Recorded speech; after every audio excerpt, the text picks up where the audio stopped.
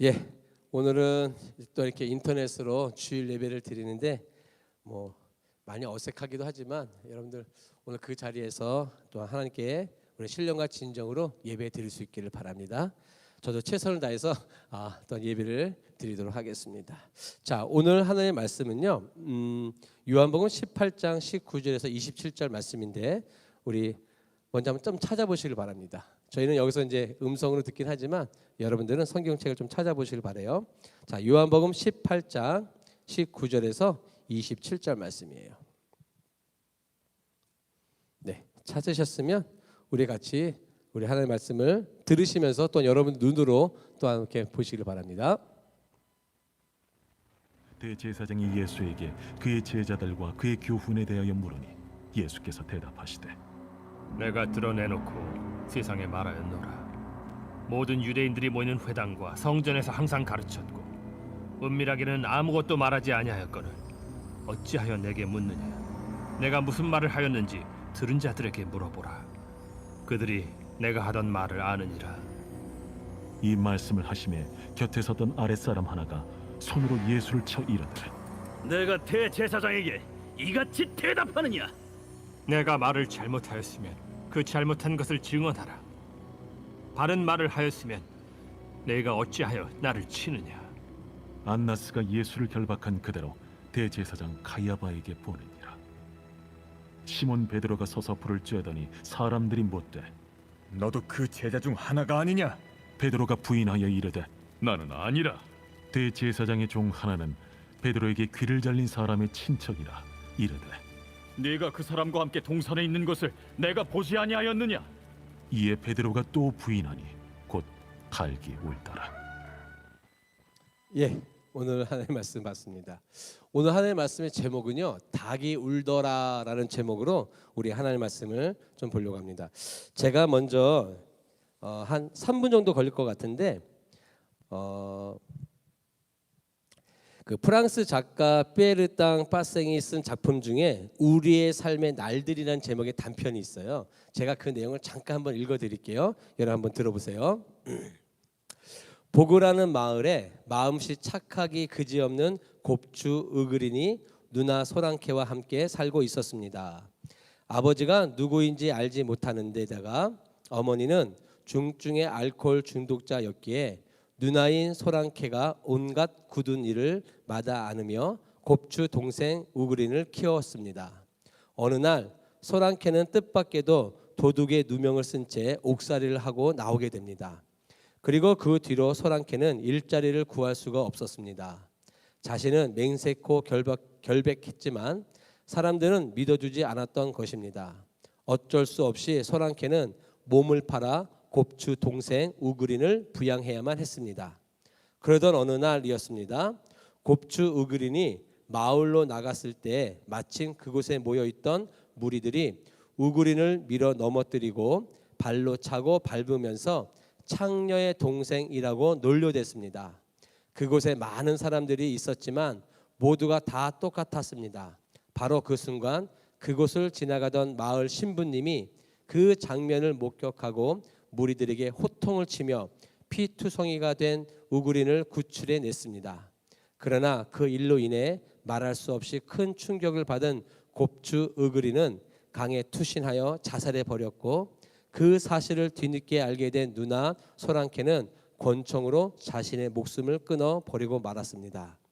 소랑케와 우그린 남매의 자살 소식을 접한 신부님은 이들은 자살한 것이 아니라 무자비한 인간들에 의해 살해당한 것이다며 가슴을 치면서 탄식했습니다. 마침내 장례식 날이 되었습니다. 우그린 남매를 죽음에 이르게 했던 마을 사람들 역시 좋은 구경거리라도 생겼다는 듯 모두 장례 미사가 거행되는 마을 성당으로 모여들었습니다. 그 마을 사람들을 바라보며 미사를 집례하는 신부님이 이렇게 설교했습니다. 소위 기독교인들이여, 이 세상 마지막 심판날 공의로우신 주님께서 내 양떼들은 어디 있느냐 하고 물으신다면 나는 모르겠습니다 하고 대답할 것입니다. 주님께서 다시 내 양떼들은 어디 있느냐 하고 물으신다고 해도 나는 여전히 모르겠습니다 하고 대답할 것입니다. 그러나 주님께서 마지막으로 내 양떼들은 어디 있느냐 하고 또 물으신다면 그때 나는 부끄러움과 송구스러움을 무릅쓰고 이렇게 대답할 것입니다. 주님이시여, 저들은 양떼가 아니었습니다. 저들은 이리떼들이었습니다. 이 내용을 보면서 여러분 어떤 생각이 좀 드셨습니까? 그러니까 신부님의 눈에는요, 이 남매를 죽음으로 이르게 했던 그 마을 사람들이 사람으로 보이지 않았던 거예요.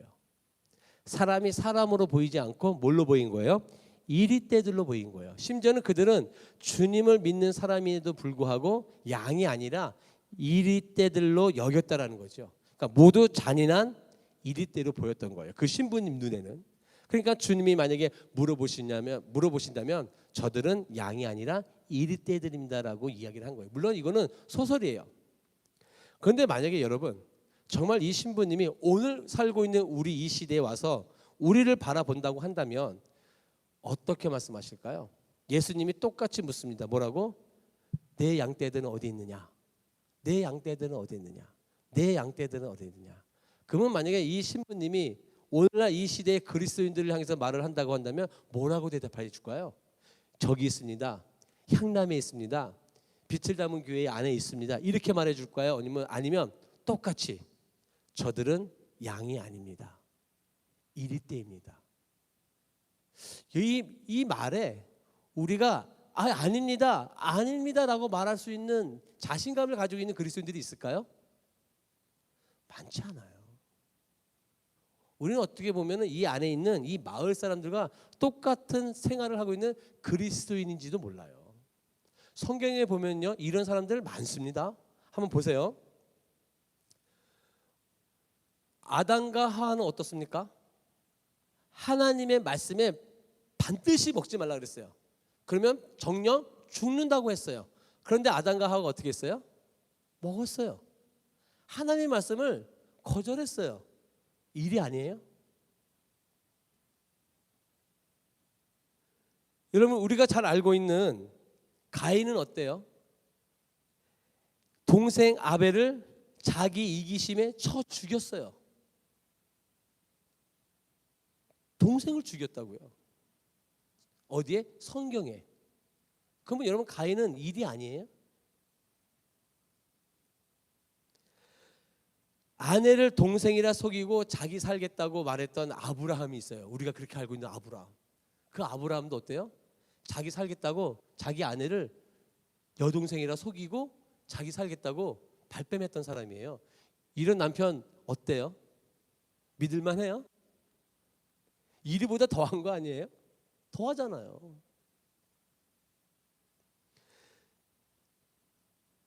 여러분 이삭을 속이고 장자 에서의 축복을 가로챈 동생 야곱은 어떻습니까? 어때요? 형이 받아야 할 축복을 동생이 가로챘어요. 나쁜 거 아니에요? 사람이 그럴 수 있어요? 일이 아니에요, 일이. 남의 아내를 간음해 놓고선 그것조차 자기 잘못을 감추기 위해서 밧세바의 남편인 우리아를 전쟁터에 보내서 죽였어. 여러분 일이 아니에요? 이런 왕이 어디 있어요? 그렇죠? 바울은 어떻습니까? 신약 성경에 그 유대하다는 바울은 어때요? 하나님을 예수님을 만나기 전에 그는 예수 믿는 사람들을 잡아다 죽이던 사람이었어요. 막 불을 질러버리고. 근데 그 하는 일이 자기는요 선하다고 생각했어요. 왜요? 예수를 믿는다고 예수님을 하나님이라고 믿는 그들은 자기 입장에서는 신성모독이에요. 그러니까 기꺼이 두려움도 없이 선한 일이라 생각하고 일을 감행한 거예요. 이 사람도 일이 아니에요? 그러니까 성경에 보면 정말 사람 같은 사람은 단 한 사람도 없어요. 그래서 시편의 기자도 이렇게 이야기를 하고 있어요. 시편 14편 2절 말씀인데 한번 찾아보시겠어요, 여러분? 저희는 여기 영상이 바로 나와서 볼 수 있지만 여러분들 한번 화면을 통해서 보시는 분들은 성경 한번 찾아보시길 바라요. 시편 14편 2절이에요.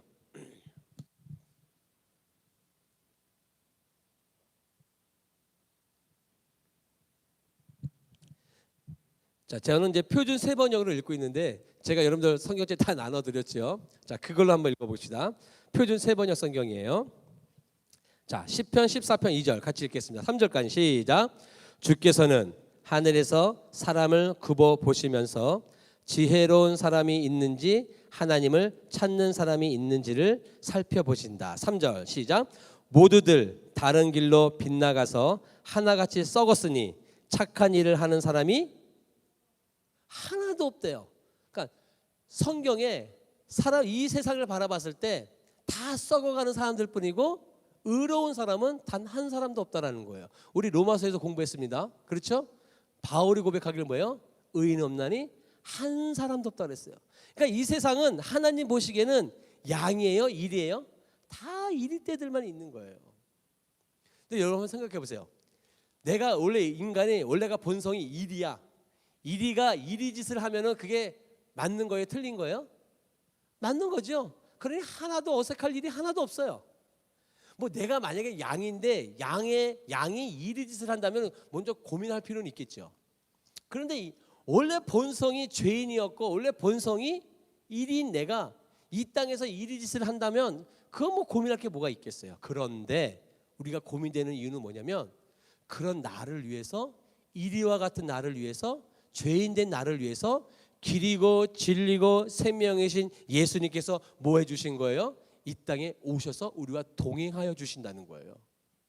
그런 나를 위해서 예수님이 이 땅에 오셔서 동행하여 주시니까 내 안에 갈등이 생기는 거예요. 왜요? 이제는 회복이 되니까, 양으로 회복이 되니까, 하나님의 자녀로 회복이 되니까 내 안에서 갈등이 일어나는 거예요. 그런 이런 갈등이 일어날 때 우리는 어떻게 해야 되는 거냐? 네? 이 세상의 이릴 때와 같은 이 세상 속에서 정말 하나님이 나에게 그 귀한 예수님을 나에게 내 이 마음에 오셔서 임재해 주시고 그리고 인해서 그 예수님 때문에 내가 하나님의 자녀가 되고 이제는 양으로 살아가야 하는데 쉽진 않죠. 쉽진 않죠. 근데 오늘 그 인물이 오늘 우리가 읽은 본문 속에 나타나요. 어떻게 해서 그 인물은 그렇게 하나님과 동행하는 제 삶을 살아갈 수 있을까? 그거를 오늘 우리가 한번 살펴보려고 하는 겁니다. 자, 오늘 본문에 보니까요 어떤 내용이 있냐면 예수님이 겟세마네 동산에서 로마 군인과 대제사장들에게 체포를 당하셔서 대제사장 안나스의 뜰에 갔어요. 그 집에 간 거예요. 이제 거기서 뭘 당하는 거냐면 이 안나스로부터 신문을 당하는 거예요. 어떤 신문이겠어요?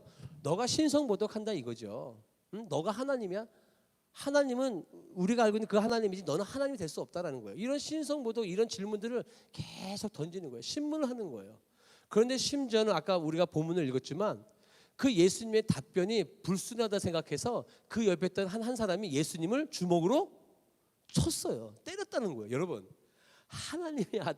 하나님의 아들을 인간인 사람이 주먹으로 쳤다? 이 사람은 아마 평생 기억될 거야 아마. 그렇지 않을까요? 하나님의 아들을 주먹으로 쳤어요? 야, 이건 있을 수도 없는 일이죠. 뭐 모르니까 그렇겠죠. 그 자리에 있는 모든 사람은 예수님을 다 신성모독으로 죽이려고 하고 어떤 사람은 그 옆에서 답변이 불순하다고 해가지고 주먹으로 내리치고 바깥에서는 우리가 아까 읽었듯이 베드로가 예수님을 부인하고 저주하는 이 장면. 이 장면을 여러분 머릿속에 생각해 보세요. 지금 이 대제사장 뜰 안에 있는 모든 사람들은 다 일이에요. 그렇죠? 단 한 사람도 예수님을 그 마음에 품은 자들은 없고요. 다 일이 때들이에요. 어떻게 하면 잡아먹을까? 이 고민을 하고 있는 사람들이 다 일이에요. 그러니까 본성이 일이에요. 본성이 죄인이에요. 그들이 하는 행동은요 하나도 어색한 게 아니에요. 당연한 거예요. 왜요? 일이니까. 이해하시겠죠? 그들이 하는 행동은 하나도 어색한 것이 없는 거예요. 베드로도 마찬가지예요. 베드로가 예수님을 부인한다? 뭐 당연하다는 표현은 좀 그렇지만 그도 본성이 죄인이기 때문에 그럴 수 있어요. 그런데 여러분 여기서 멈추면 안 된다는 거죠. 그런 일을 위해서 누가 오셨다는 거예요? 지금 예수님이 그 대제사장 눈앞에 있잖아요. 그 예수님이 지금 베드로 눈앞에 있잖아요. 그 예수님을 두고도 이리와 같은 짓을 하고 있다? 이건 말이 안 되는 거예요. 그 예수님이 이리와 같은 나를 위해서 우리의 이 마음에 오셔서 길이고 진리고 생명으로 인도해 주시는데 이제 그 길 가면 안 되잖아요. 그렇죠? 이제 양으로 살아야 된다고요. 하나님의 자녀로 살아야 된다고요. 자, 근데 오늘 이 이리들 무리 속에 변화된 한 사람이 있어요. 그게 누구예요? 베드로예요. 지금까지는 베드로가 이리 짓을 하다 살다가 오늘 이 시점에 이 베드로가 바뀌어요. 바뀐다고요. 자, 그 본문을 우리가 좀 보려고 해요. 자, 요한복음 18장 27절이에요. 자, 요한복음 18장 27절 한번 찾아보세요.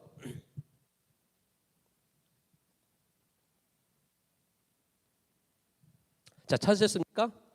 자, 요한복음 18장 27절입니다. 같이 읽어보겠습니다. 시작.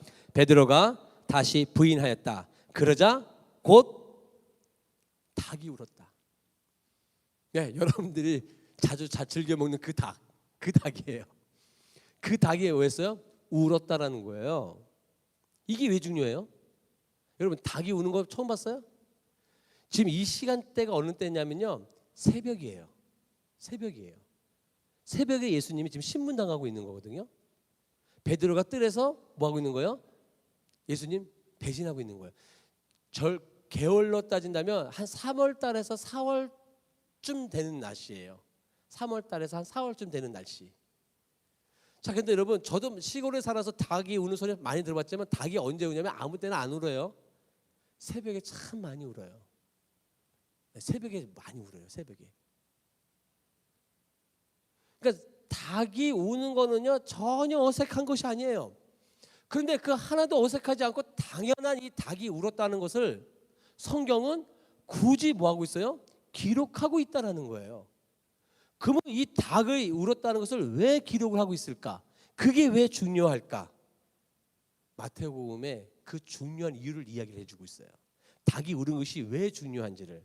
자, 마태복음 한번 찾아보세요. 26장 74절 75절이에요. 마태복음 26장 74절 75절 다 찾아보세요. 안 본다고 안 찾지 마시고 다 찾아보세요, 여러분. 자, 마태복음 26장 74절 75절 찾으셨어요? 같이 읽어봅시다. 시작. 그때 베드로는 저주하고 맹세하면서 나는 그 사람을 알지 못하오 하고 말하였다. 그러자 곧 닭이 울었다. 75절 베드로는 닭이 울기 전에 내가 나를 3번 모른다고 할 것이다 하신 예수님의 말씀이 뭐였어요? 생각나서 바깥으로 나가서 몹시 울었다. 왜 닭이 울은 것이 중요하냐? 닭이 우는 그 순간에 베드로가 생각했다는 거예요. 무엇을 생각했다는 거예요? 예수님의 말씀을 생각하게 됐다는 거예요. 이게 중요해요, 여러분. 닭이 울은 게 그게 중요한 게 아니라 그걸 통해서 베드로가 무엇이 생각난 거? 예수님이 그때 하셨던 말씀이 생각났다는 게 중요한 거예요. 그게 중요한 거예요, 여러분. 닭이 우는 건 당연한 거죠. 새벽에 우는 건 당연히 중요한 거예요. 근데 그와 연계해가지고 예수님이 말씀하셨다는 것을 기억해냈다는 것이 너무 중요한 거죠. 그 기억을 통해서 베드로가 내가 잘못한 것을 뭐 한 거야? 회개하게 됐고 나가서 뭐 했대요? 몹시 울었대요. 울었다라는 건 뭐예요? 회개했다라는 거예요. 내가 그렇게 말한 것에 대해서 회개했다라는 거예요. 잘못한 것을 뭘 통해서 알게 됐다라는 거예요? 말씀을 통해서 내가 잘못한 것을 깨닫게 되었다라는 거예요. 그러니까 베드로가 이리에서 이제 뭘로 회복되는 거예요?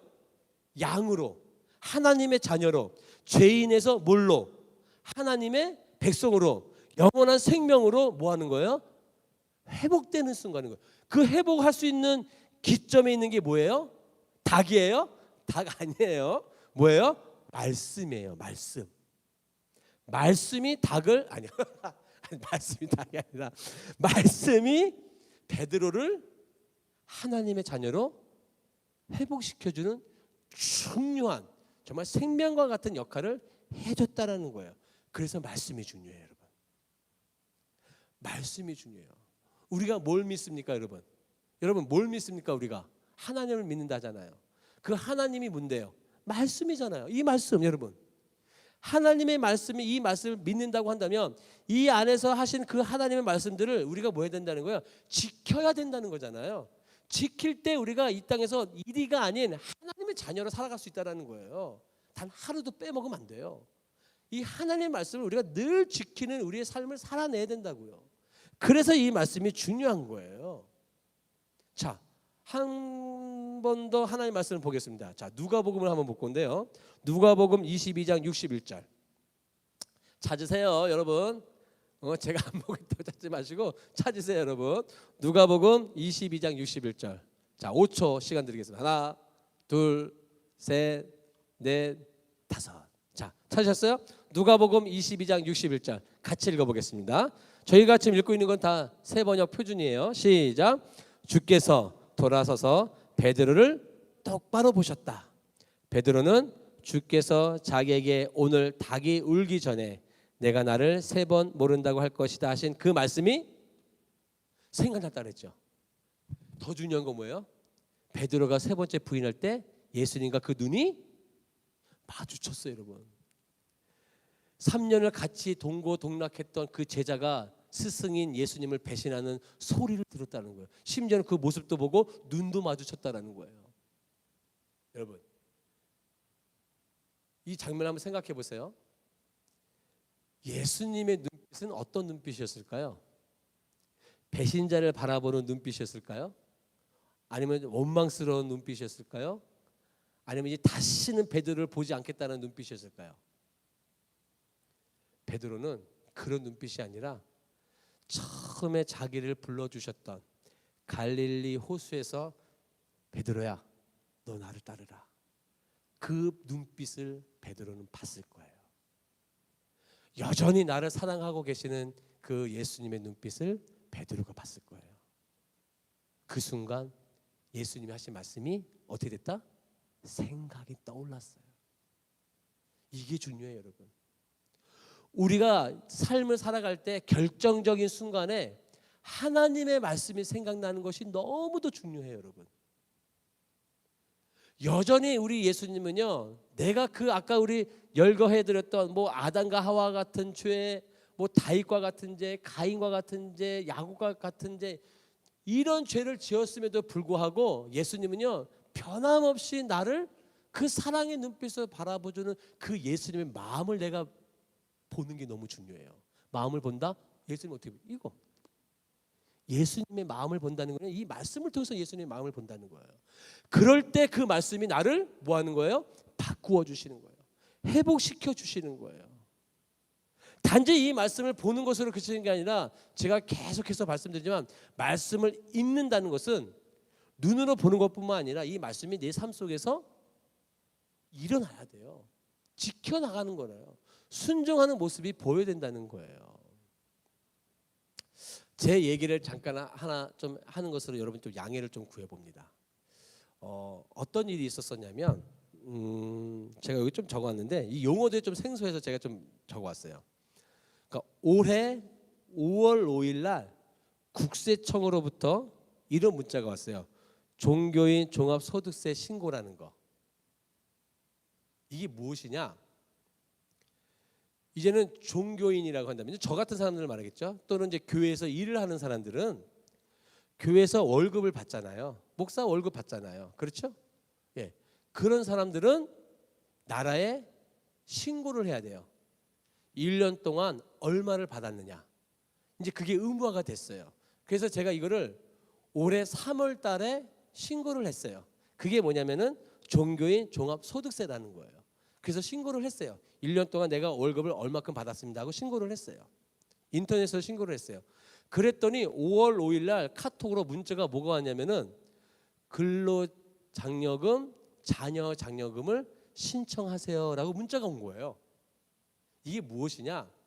근로장려금이라는 것은 1년 동안 일을 하고 또한 종교인들 가운데 뭐 여기 보면은 그런 거 있죠. 근로자나 사업가나 종교인들 가운데 1년 동안 일을 했는데 나라에서 보는 기준에 월급 1년 동안에 번 소득이 그만큼이 안 된 사람들은 나라에서 근로장려금이라는 걸 줘요. 근데 그 기준이 있는 거죠. 1년 동안 얼마 이상을 벌면 안 되냐면은 3천만 원 이상. 그러니까 1년 동안 3천만 원 이상을 번 사람들은요, 이 근로장려금을 받을 수가 없어요. 받는다는 거는 그만큼이 안 된다는 거죠. 1년 동안에 3천만 원이 안 된다는 거예요. 그러니까 제가 그 기준이 된다는 거예요. 또 자녀 장려금이라는 건 뭐냐면요, 그러니까 고3까지의 자녀를 둔 사람들에 대해서는 그 부모가 일을 했는데 4천만 원 이상 1년 동안 벌지 못하면 그 자녀들에 대해서 나라에서 장려금을 준다는 거예요. 1인당 얼마씩 주냐면 70만 원씩 줘요. 제가 그래서 그 기준이 된 거예요. 그러니까 제가 주나 지인이 때문에 받는 거죠. 제가 1년 동안의 소득이 그만큼이 안 되기 때문에. 당연히 소득이 안 되죠, 여러분. 무슨 개척교회 목사가 그만큼이 되겠어요. 그래서 제가 그걸 신고를 했어요. 근데 저는 처음에 근로장려금, 자녀장려금이라는 이 문자가 왔을 때 몰랐어요. 이런 문자를 처음 받아봤거든요. 그 전까지는 그냥 부목사로 생활하다 보니까 이런 것들은 다 교회에서 알아서 하는 거고 전 잘 몰랐었어요. 근데 이제 작년서부터 이제 빛을 담은 교회를 시작하니까 이제 알게 된 거예요. 근데 처음에 이 문자를 받았을 때 몰랐을 때 제가 올해 오전에 이 하길고등학교 방역 자원봉사를 가거든요. 근데 거기서 같이 일하시는 은퇴하신 목사님 사모님이 계셨어요. 그 사모님한테 사모님 저 이런 문자 받았어요. 이게 뭐예요? 그랬더니 이 사모님이 그거 얼른 신청하라는 거예요. 빨리. 신청하면은 나라에서 돈을 준다는 거죠. 그래서 그 자리에서 바로 신청했어요. 그랬더니 신청이 접수가 된 거예요. 그래서 아마 그 돈이 올해 이제 추석 전에 아마 9월 달쯤에서 아마 돈이 나올 거예요. 여러분 적은 돈이 아니에요. 좀 꽤 되는 돈이 나옵니다. 그런데 여러분 제가 이게 뭐 돈 얘기를 하려는 게 아니라 사모님이 그 이야기를 하시면서 어떤 말씀을 하셨냐면 목사님들 가운데는요 이 근로장려금하고 자녀장려금을 받으려고 1년 동안 자기가 받는 수입을 조절해서 신고하는 사람이 있다는 거예요. 그러니까 아까 말씀드렸던 것처럼 그 기준이 3천만 원이 넘으면 안 된다 그랬잖아요. 그러니까 자기가 3천만 원을 1년을 받는데 안 된다고 신고를 하는 거죠. 1년에 뭐 한 2천만 원 받습니다. 이런 식으로. 그런 목회자들이 많다라는 거예요. 누가? 목사들이. 목사가 뭐 하는 사람들인데? 하나님의 말씀을 성도들에게 가르치는 자가 그렇게 행동하고 있다는 거예요. 다는 아니겠죠. 그런데 목회자들 가운데 그런 분들이 있다는 거예요. 저는 유혹이 안 올까요? 제가 만약에 한번 이 맛을 드리고 근데 올해 시간이 지날수록 1년에 받는 돈이 많아졌어. 근데 이걸 줄이면 내가 한 몇백만 원을 받을 수 있는데 그 유혹 제한테 안 오겠어요? 온다고요. 왜 안 오겠어요? 온다고요. 그런데 그럴 때 그런 갈등이 생길 때 하나님의 말씀을 그대로 실천할 수 있는 믿음, 작은 것에도 하나님의 말씀을 지킬 수 있으려고 하는 그 믿음을 하나님이 보신다는 거예요. 제가 말씀을 좀 준비하다 보니까 어떤 분이 이런 그 세무 공무원이에요. 세무 공무원이 뭐냐면 기업들에 가가지고 세금을 잘 냈는지 안 냈는지를 뭐 하는 거예요? 조사하는 공무원이 있어요. 그러다 보니까 그 일을 하다 보면 어떤 일들이 많냐면 그 기업에서 이렇게 뭐 뒷돈을 주는 것들이 많나 봐요. 저는 잘 모르겠어요. 하여튼 그런 일을 만나 봐요. 근데 이 말씀을 준비하다 보니까 그분이 이런 고백을 한 게 있어요. 뭐라고 고백했냐면 그리스도인 세무 공무원이 이런 고백을 했습니다. 주님을 만난 뒤로부터는 그리스도인답게 살아가기 위해 애쓰고 있습니다. 매일 새벽마다 교회에 나가 기도로 하루의 일과를 시작하면서 온갖 유혹을 이기고 있습니다. 기업 업체들을 세무 실사를 할 때 얼마나 많은 유혹이 오는지 모릅니다. 그때마다 어떻게 하나님의 그리스도인답게 정직하게 세무의 일을 할 수 있도록 도와달라고 늘 기도한다는 거예요. 기도 안 하면 유혹에 넘어간다는 거예요. 여러분, 사탄이 악한 영이 그리스도인들을 넘어뜨리려고 하는 사기 중에 하나가 뭐냐면 이렇게 고백. 이렇게 우리 마음속에 마음을 심어줘. 뭐라면 아무도 안 보잖아. 아무도 안 보잖아. 또 어떤 마음을 주냐면 야, 모든 사람이 다 그렇게 살아가.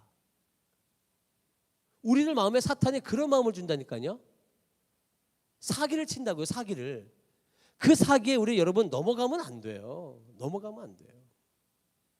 지극히 작은 것에도 그리스도인들은요 정직해야 돼요. 10원 하나에도 정직해야 돼요. 10원 하나에도 정직해야 돼요.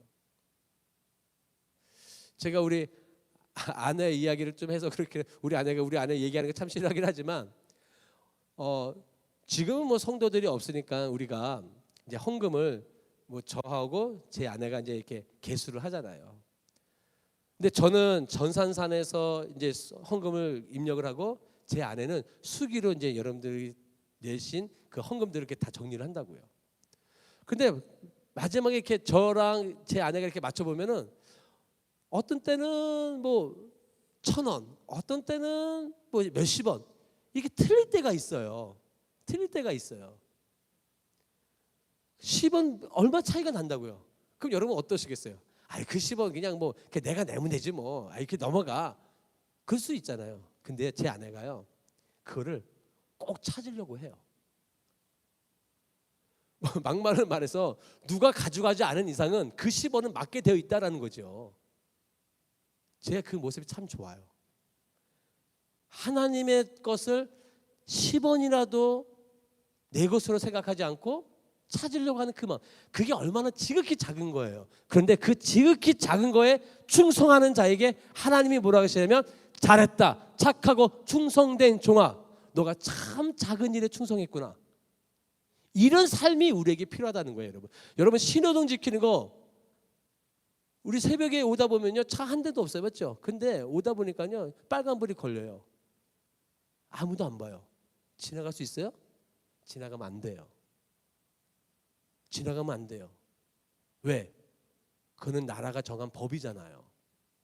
그리스도인들은요 더 잘 지켜야 돼요.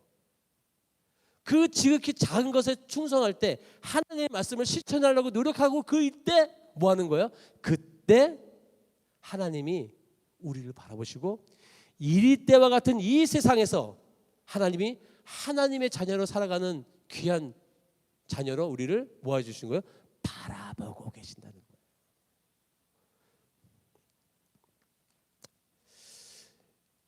제가 이런 말씀 드렸죠. 믿음이라는 거는요 신실이라는 단어랑 동일한 단어예요. 그러니까 여러분들 성경책을 읽으실 때 믿음이라는 단어가 나올 때 신실이라는 단어를 사용해서 읽으셔도 바꿔서 얘기해도 전혀 지장이 없어요. 근데 이 신실이라는 단어를 국어사전을 찾아봤더니 이런 뜻이 있어요. 믿음직스럽다. 여러분 우리가 표현할 때 믿음직스럽다 표현한 건 뭐예요? 그 사람이 믿음직스럽다? 이건 뭐예요? 지극히 작은 것에도 소홀하지 않고 잘하고 있다는 거잖아요. 그러니까 하나님 보시기에 우리들이 믿음직스럽게 보여야 되는 거예요. 큰 일을 했을 때만 믿음직스러운 거 아니에요. 지극히 작은 것에 믿음직스러울 때 큰 것도 잘할 수 있는 환경이 되는 거예요. 그래서 제가 말씀드렸어요. 뭐예요? 신앙의 루틴을 만들자. 신앙의 루틴을 만들자. 지극히 작은 것부터 내 신앙의 근육을 키우는 거예요. 루틴이라는 게 뭐예요? 어떻게 보면 습관적인 것이 될 수도 있죠. 그러나 이 신앙의 루틴이 훈련이 되어지면 나중에 정말 큰 내 인생의 큰 일들이 닥칠 때 이 훈련된 나의 이 루틴이 어떻게 돼요? 그 큰 일을 받아들일 수 있는 뭐가 되는 거예요? 몸이 되는 거예요. 그럼 어떻게 할 수 있어요? 훈련된 사람은요 그거 극복할 수 있는 지혜와 힘이 생겨요. 제가 말씀드렸지만 야구 선수들이 그 빠른 공을 칠 수 있는 이유가 뭐라 그랬어요? 그 타석에서 그 빠른 공을 칠 수 있는 게 생각하고 난 다음에 못 쳐요. 아니 150으로 날아오는 공을 어떻게 쳐요? 근데 그 운동선수가 그러잖아요. 뭐라고? 반복된 훈련, 루틴이 내 몸에 근육을 만든다는 거예요. 근육을 반응을 만든다는 거예요. 그러면은 그 빠른 공도 칠 수 있다는 거예요. 마찬가지예요, 여러분. 신앙의 루틴을 만드세요. 신앙의 근육을 키우세요. 그러면 여러분들에게 야 아무도 안 보잖아, 야 모든 세상 사람들이 다 그렇게 살아가라는 유혹이 올 때, 야 빨간불이잖아, 가 괜찮아, 아무도 안 보잖아, 길거리에 쓰레기에 버려져 있으면 아무도 안 주워요. 그래 여러분, 그리스도인들은 주워야 됩니다. 여러분들 집 앞에 지저분하면요, 여러분들 치우셔야 돼요. 남의 일이라고 하고서 이렇게 넘어가면 안 돼요. 그리스도인들은 달라야 돼요, 여러분. 아니 왜 많은 사람들이 이 믿음을 교회 안에서만 보이려고 그래요? 믿음은요, 삶에서 보여야 돼요. 여러분, 그런 삶을 살 수 있기를 바랍니다. 아멘. 누가 보고 계신다고요? 아무도 안 봐요? 봐요. 누가? 하나님이. 또 누가 봐요? 이종훈 목사가 봐요? 아니요. 누가 봐요? 악한 영이 봐요. 악한 영이 본다고요. 하나님도 보시지만요, 악한 영도 여러분들이 아무도 안 보는 곳에서 잘하고 있는지 없는지 보고 있다고요. 늘 생각하세요. 아멘. 뉴스 보면, 여러분 뉴스 보면 정말 멋지게 살았던 사람이, 우리도 막 존경했던 사람들이 몸 비리에 걸려가지고요, 그 지금까지 살아온 삶을 완전 망치는 사람들 뉴스 많이 보시잖아요. 그렇죠? 그 왜 그래요? 그 사람들이 왜 그런 비리가 나타나는 거예요? 그때 아무도 안 본다고 생각했거든요. 근데 다 들춰나게 돼 있어요. 드러나게 돼 있다고요. 그걸 보면서도 우리는 나는 괜찮을 거야, 나는 아무도 안 볼 거야, 이런 생각 많이 해요. 그리스도인들이 그렇게 살아가고 있다고요. 이리 때와 같은 똑같은 삶을 살아가고 있다고요. 그러면 안 돼요, 여러분. 여러분, 저도 그렇게 많이 노력하면서 살 테니까 여러분들도 여러분들 삶에서 그렇게 멋진 삶을 좀 살아가길 바라요. 아멘. 하나님의 말씀을 읽고 말씀 마치겠습니다. 요한계시록 3장 20절이요. 같이 찾아보세요. 요한계시록 3장 20절. 이거 리버브 올려주세요. 찬양할 때 올려주세요. 요한계시록 3장 20절이에요. 자, 같이 읽어보겠습니다. 시작. 볼지어다 내가 문 밖에 서서 두드리노니 누구든지 내 음성을 듣고 문을 열면 내가 그에게로 들어가 그와 더불어 먹고 그는 나와 더불어 먹으리라. 하나님의 말씀입니다. 여러분 꼭 기억하십시오. 예수님이 내 안에 계십니다. 많이 부르지 않았던 찬양이긴 한데